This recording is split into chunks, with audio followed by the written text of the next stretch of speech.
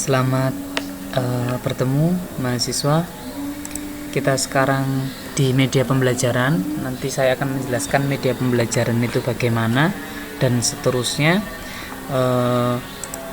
Sebelumnya mungkin saya di awal pertemuan kemarin sudah menjelaskan tentang media pembelajaran adalah suatu sarana yang digunakan untuk memfasilitasi atau jembatan dalam pada siswa dalam memahami suatu materi, tujuan pembelajaran dan seterusnya, untuk menghindari teknik ceramah atau teknik yang langsung dari guru kepada siswa.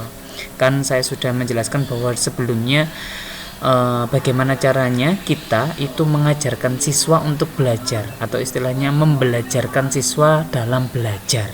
Nah, itu bagaimana caranya secara tidak langsung.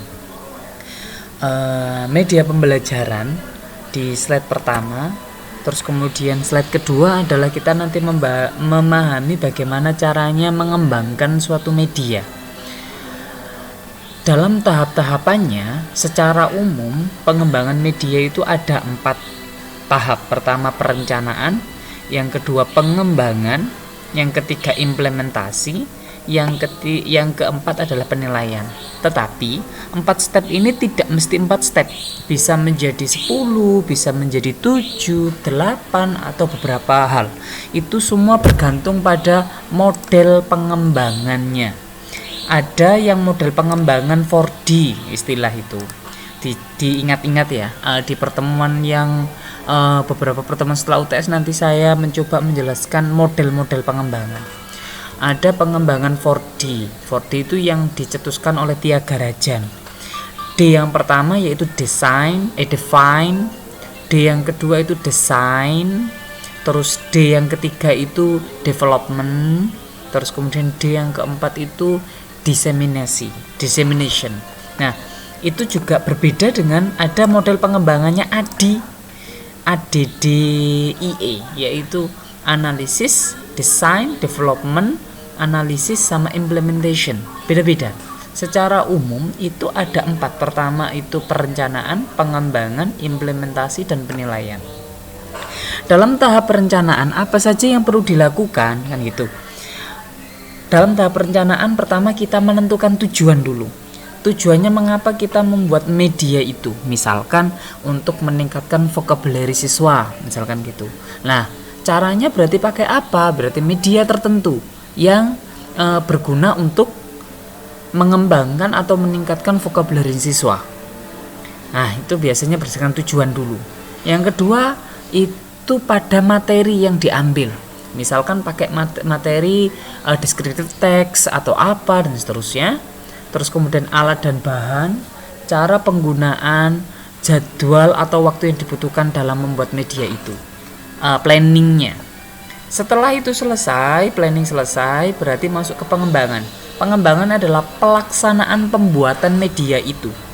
Nah, pelaksanaan pembuatan media itu bisa berupa jadwalnya, bisa juga kerangkanya, step-stepnya dan seterusnya. Ini menghasilkan beberapa beberapa prototype. Prototype itu kayak miniatur bisa, atau satu jenis draft. Kalau misalkan kita itu mau seperti gini, Windows kan ada Windows 7, Windows 8, Windows 10 lah, itu versi-versi. Yang itu awalnya produknya adalah Windows. Nah, Windows itu ada versi Windows 7, Windows lah, itu namanya draft. Kalau kita mengatakan sebuah media itu media draft 1, draft 2, draft 3. Versi-versi atau tipe-tipe. Nah, biasanya draft 1 itu kemudian dilaksanakan sampai penilaian, kemudian ada evaluasi, revisi. Nah, revisi muncul draft 2. Draft 2 nanti akan begitu, terus draft 3 dan seterusnya. Nanti ada versi-versi gitu-gitu. Terus kemudian setelah misalkan draft 1 selesai, coba diimplementasikan, diuji coba, bisa dalam bentuk kelas kecil atau kelas besar. Yang itu pasti menimbulkan umpan balik. Di dalam sini pasti nanti akan ada angket evaluasi dari media draft 1 tadi. Selain itu nanti pakai penilaian validator dan seterusnya. Hasil dari penilaian dan implementasi itu digunakan untuk perencanaan dalam pembuatan draft yang kedua, penyempurnaan, dan seterusnya itu. Semua mengacu pada model pengembangan media. Mungkin dari situ sudah ada gambaran ya bagaimana caranya membuat media dan seterusnya. Bukan sekadar jadi selesai digunakan, tidak ada revisi. Nah itu tidak bisa. Minimal biasanya ada 2 draft atau 3 draft secara umum. Tapi dalam mata kuliah ini itu kalian hanya membuat satu, nanti diimplementasikan bagaimana gitu. Tapi kalau nanti orientasinya ke skripsi atau penelitian tertentu, nanti harus melewati itu, melewati draft 1, draft 2, dan draft 3. Ini gambarannya adalah begitu. Dan harapannya adalah mata kuliah ini adalah memberikan kalian inspirasi untuk membuat atau memilih judul atau topik skripsi besok kalian ketika menyelesaikan skripsi di semester 7 dan 8. Begitu. Terus kemudian kita mulai di pentingnya media dulu. Bagaimana orang dewasa belajar? Biasanya orang dewasa belajar itu dengan membaca bersama bisa. Tapi anak-anaknya coba diperhatikan. Anak-anaknya kan dia tidak dalam komunitas ini. Dia punya belajar tersendiri lagi. Atau yang kedua, mereka belajar tetapi ada gurunya. Atau yang ketiga mereka belajar kelompok. Nah, arah ini pakai kesadaran pribadi dan seterusnya. Yang saya katakan adalah bagaimana student centered learning, bagaimana teacher centered learning. Prinsip-prinsip ini bisa digunakan untuk berkelompok dan seterusnya, tapi dalam konteks media pembelajaran kalian tanpa guru, mahasiswa ataupun siswa bisa belajar. Itu bagaimana caranya. Makanya pakailah media itu. Nah, seperti yang saya sampaikan beberapa pertemuan kemarin, ada istilah sumber belajar, ada istilah bahan ajar, ada istilah media pembelajaran. Nah, kalau sumber belajar itu lingkarannya lebih besar daripada bahan ajar. Bahan ajar lingkarannya lebih besar dari media. Media lebih kecil dari ketiga ini. Berarti yang paling besar itu adalah sumber belajar. Kalau saya tarik dari kecil, media itu bagian dari bahan ajar itu bagian dari sumber belajar. Artinya apa? Artinya adalah sumber belajar itu adalah sesuatu apapun yang ada di lingkungan ataupun di dunia ini yang bisa untuk dipelajari dan semuanya bisa dipelajari. Kalau bahan ajar adalah sesuatu yang dikondisikan untuk dipelajari di dalam kelas. Media pembelajaran adalah sesuatu yang digunakan untuk membantu dalam memahami bahan ajar. Jadi, kalau kita asumsikan itu buku siswa atau bacaan, itu berarti namanya sumber bahan ajar. Ya, bahan ajar. Namanya bahan ajar. Nah, bagaimana caranya kita memahami bahan ajar? Nah, bisa pakai media pembelajaran. Seperti halnya kalian SMA ketika yang IPA ada praktikum. Biasanya di bahan ajar itu praktikum, alat dan bahan. Terus begini cara. Nah, itu ada di media. Gitu. Dari sini paham ya? Kalau misalkan tidak paham nanti bisa ditanyakan lebih lanjut di Google Scholar ketika di komentar. Dan harapan saya ada pertanyaan biar saya bisa menjawab ono penggawean aku. Lanjut, media. Media kan kita fokusnya pada media. Ini bisa dibaca sendiri. Media adalah cara berkomunikasi dari sumber ke penerima. Jadi media adalah suatu perantara atau komunikasi dari sebuah sumber. Tadi sumbernya kan ada dua, yaitu sumber belajar dan bahan ajar kepada siswa. Nah, ini itu diasumsikan sebagai bahan ajar, yaitu yang dikondisikan guru untuk dipelajari. Yang ini siswa. Nah, jarak antara ini namanya media pembelajaran atau media komunikasinya. Nah, berarti diasumsikan bahwa media pembelajaran adalah segala sesuatu yang dapat digunakan untuk menyalurkan pesan. Pesan itu kita asumsikan sebagai materi, merangsang pikiran. Nah, itu yang saya masukkan student centered learning, bagaimana siswa belajar, membantu perasaan, perhatian, kemauan siswa sehingga dapat mendorong proses belajar. Itu artinya media pembelajaran. Diingat-ingat. Nah, peran media dibaca sendiri itu saya tidak perlu membaca banyak-banyak, nanti ditanyakan kalau tidak tahu. Terus kemudian peran media yang selanjutnya atau pentingnya media adalah belajar, atau saya kutip dari teorinya Edgar Dale, yaitu pengalaman belajar. Ketika seseorang belajar dalam kelas, itu apa yang dilihat itu masuk semua pengetahuan masuk dalam pikiran siswa itu pada mata, penglihatan seseorang. 13% telinga, lainnya itu 12% pada lainnya. Jadi, kalau misalkan guru kalian dulu itu ketika ngajari kalian itu ceramah dan seterusnya itu, kalian merasa bosan, merasa tidak tahu dan seterusnya. Kenapa? Karena kamu tidak punya pandangan atau abstraksi di situ. Abstraksi. Jadi kalau misalkan kamu itu belajar tentang kerangka terus ditunjukkan kerangka manusia, kamu perlu berarti tahu, oh tengkorak itu di situ begitu bentuknya dan seterusnya. Nah, itu namanya abstraksi mata ke dalam pikiran.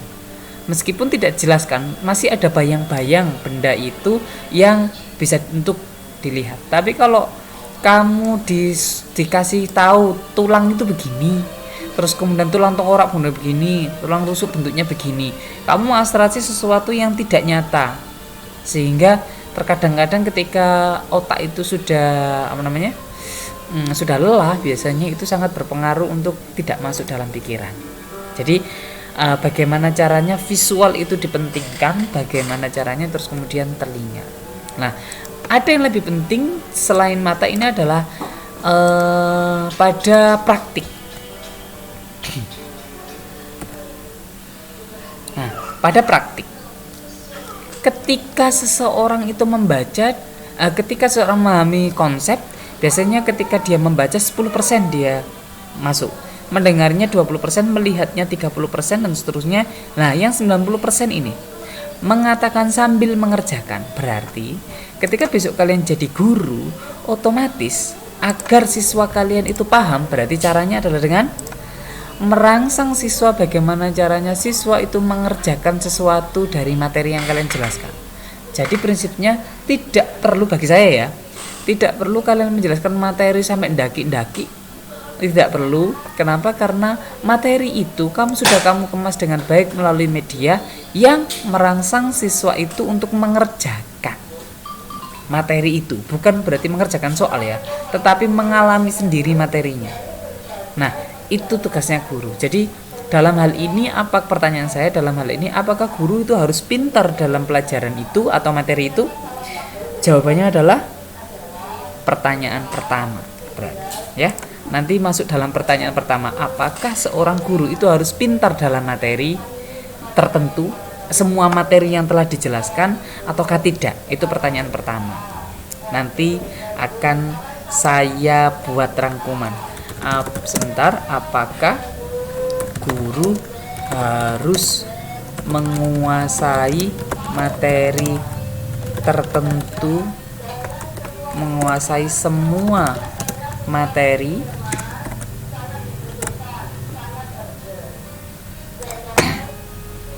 Lanjut, kita di slide selanjutnya. Prinsip-prinsip media pertama adalah SKKD mudah. Maksudnya adalah SK yaitu media pembelajaran, standar kompetensinya. Kompetensi dasarnya adalah 7M. Ini prinsip-prinsip media pembelajaran. Pertama adalah media pembelajaran itu mudah. Artinya mudah itu mudah dibuat dan mudah digunakan. Yang selanjutnya murah. Nah, berarti kalian yang nanti besok membuat video, aplikasi itu kan murah. Terus kemudian menarik, ingat, menarik. Kalau menarik hubungannya dengan warna, dipandang mata enak dan seterusnya. Mempan itu adalah dapat menjawab tujuan. Artinya media ini tuh pas untuk tujuan yang ini gitu. Itu mempan. Mustajab, aku gak ngerti mustajab iki apa ya. Mustajab itu kayak mujarab mungkin ya. Mbolah iki mustajab itu piye? Manfaat itu berarti memberikan manfaat-manfaat yang tadi di atas, menstimulus tadi, yaitu student centered learning itu tercapai dengan baik. Untuk pertanyaan lebih rinci silahkan bertanya di kolom komentar, bisa di Google Scholar dan seterusnya. Terus ini klasifikasi media. Klasifikasi media yang pertama adalah media yang dapat dirancang. Media yang dipersiapkan untuk menyampaikan pesan seperti papan panel, alat peraga dan seterusnya, itu yang by design.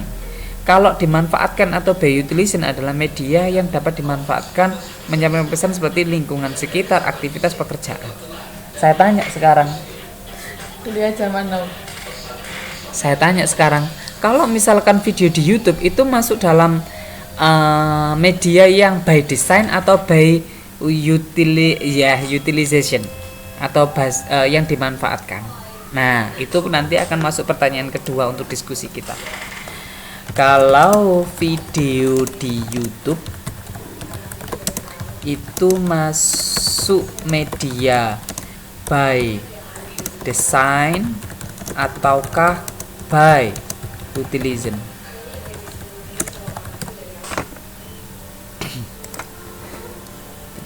Sudah? Terus kemudian itu pertanyaannya nanti saya ketika misalkan kalian nggak ada yang bertanya, saya akan bertanya beberapa hal itu. Jenis-jenis media di baca audio itu yang seperti CD atau rekaman yang di pertemuan kemarin saya sedikit memberikan inspirasi, misalkan suara kalian untuk TOEFL dan seterusnya itu.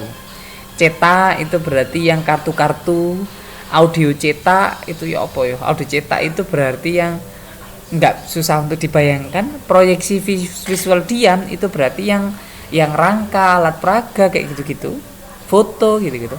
Proyeksi audio visual diam itu berarti yang video. Audio visual gerak itu berarti proyeksi audio visual diam itu adalah cerita yang bergambar, cerita apa namanya? Berseri yang itu ada ada audionya. Kalau audio visual gerak itu yang video biasa. Objek fisik itu berarti yang benda-benda seperti batu, kubus kayak gitu. Manusia dan lingkungannya, elektronika yang itu multimedia. Nah, ini bisa menjadi inspirasi kalian dalam membuat media pembelajaran. Terus tren media, kalau 1950-an itu biasanya textbook, objek benda nyata, visual dan seterusnya. Mulai masuk ke 80-an textbook masih berlaku, tapi sudah nyambung dengan komputer. Tapi saat ini komputer iya, dan digital video interaction, digital audio, CD-ROM, virtual reality, desktop publishing dan seterusnya. Nah, ini yang saya fokuskan nanti 20 media kalian itu harapan saya 50% atau 10 media itu digital video interaction atau yang itu berbasis digital. Terus kemudian 10 yang lain itu berarti yang tradisional, sehingga kalian menguasai digital dan tradisional. Pertimbangan pemanfaatan ini karakteristiknya siswa. Terus tujuan pembelajaran, materi, metode, ingat tujuan tadi itu ya. Alur pemanfaatannya dipelajari sendiri. Contoh medianya ini gambar. Nah, ini gambar. Kalau ini gambar berarti membayangkan siswa itu nanti bercocok tanam bagaimana, menjahit bagaimana, narinya bagaimana. Ini tari apa kayak gitu-gitu. Ini benda apa dan seterusnya. Rancangan produk alat permainan ini nanti saya akan berikan form yang 20 media itu setiap media harus ada formnya. Form namanya format media. Nanti nama media, alat bahan itu nanti saya akan upload di Google Scholar. Oke. Terima kasih, itu materi dari saya. Kalau ada pertanyaan dari media pembelajaran nanti kita akan bahas di forum Google Scholar nanti biar enak posisinya. Ini salah satu contoh dari saya ketika media video. Nanti kelompok 1 ketika saya sudah membagikan topik ya, kelompok 1 nanti akan mengupload video yang seperti ini di YouTube. Tinggal ngasihkan link, terus kemudian memimpin diskusi di jam tertentu, di durasi jam tertentu, di hari yang sesuai jadwal. Nah, seperti yang kemarin itu. Ini salah satu contoh dari saya sebagai inspirasi, sehingga bukan hanya saya yang menyuruh, tapi saya juga melakukan itu. Contohnya begini. Oke, terima kasih. Secara teknis nanti saya akan upload PPT ini, terus kemudian saya akan memberikan rule atau peraturan-peraturan MK kita selama online itu. Plus nanti tahapan topik materi-materinya. Oke? Dan makalah atau paper yang kemarin saya janjikan untuk yang kemarin saya janjikan untuk membuat template-nya. Tapi sepertinya untuk pertemuan ini saya tidak bisa memberikan template itu. Sepertinya pertemuannya akan datang aja. Ya, terima kasih dari saya. Nanti silahkan kasihkan di kolom komentar, maksudnya kolom komentar atau di Google Scholar. Jangan lupa like, share, dan subscribe channel saya tentang media pembelajaran. Terima kasih. Assalamualaikum warahmatullahi wabarakatuh.